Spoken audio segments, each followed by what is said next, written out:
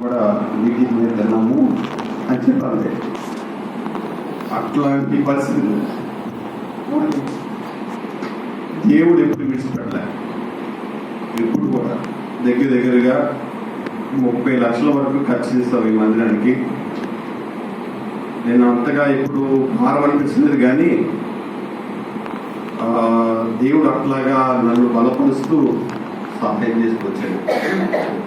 ఫస్ట్లో మా తాతయ్య గారు ఇల్లు వేసుకోవడానికి స్థలం అడిగితే మా తాతయ్య గారిది 8 సెంట్లు, నువ్వు పాస్టర్గా ఉన్నావు కదా, ఒక 3 సెంట్లు తీసుకుని నువ్వు చర్చ్ చేసుకో, మిగిలిందేమో ఇల్లు పెట్టుకో అన్నాడు.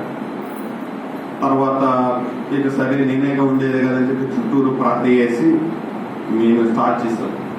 చేసినప్పుడు అప్పుడు అందరూ కూలి పని చేసుకునే వాళ్ళం కదా, లేక మేమే లైట్లు అవి పెట్టుకుని ఈ ఫ్లోర్ కొట్టడానికి లక్కవరం వాళ్ళు ఆ రోజుల్లో 10,000 రూపాయలు అడిగారు. మేమందరం లైట్లు పెట్టుకుని రాళ్ళు వేసుకుని మేమే ఫ్లోర్ కొట్టాం. స్లాబ్ కూడా మేమే వేసుకున్నాం. కొంతమంది అయితే బంగారాలు తీసుకొచ్చి పట్టీలు కూడా తీసుకొచ్చి మీరు అమ్మేసుకుని మందిరానికి వాడండి అన్నారు. ఈ పిల్లలు అన్నప్రాసం చేసినప్పుడు వెండి గిన్నెలు, గ్లాసులు మొత్తం ఇచ్చేస్తే అమ్మేస్తే ప్రభు వాళ్ళకి ప్లేట్లు అవి తీసుకున్నాం. ఒకసారి మా వాళ్ళకి డ్వాక్రా లోన్స్ వచ్చి అందరూ కలిపి ఒక 50,000 రూపాయలు తీసుకుని వస్తే ఫోన్ సిస్టమ్ తీసుకున్నా.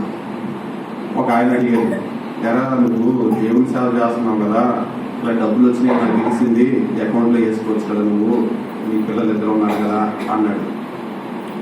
అవునా అనుకున్నాను, నేనేం మాట్లాడలే. తర్వాత మాకు రిజిస్ట్రేషన్ అయ్యి ఉండటం వల్ల జగన్ గారు వేసిన అమౌంట్ కూడా ఎన్నో ఇన్వర్టర్లు, బ్యాటరీస్ ఇవన్నీ గుర్తులు వచ్చాయి. అట్లాగా చేస్తూ వచ్చినప్పుడు మా మామ అనేది, వీడు పాస్ట్ అయ్యాడంట, తినడానికి వెళ్తున్నాడు పొట్టగూడికి అనేది బాధ అనిపించలేదు. సరేలా అంట. మా అమ్మగారు కూడా అప్పుడప్పుడు అనేవాళ్ళు, ఎరా ముసలైన వెనకాల వెళ్తున్నావు, నీకేం వస్తుందరా అని. ఇక్కడ నిలబడి చెప్తున్నానండి, జకరియా గారు ద్వారా నేను సేవలోకి వచ్చా.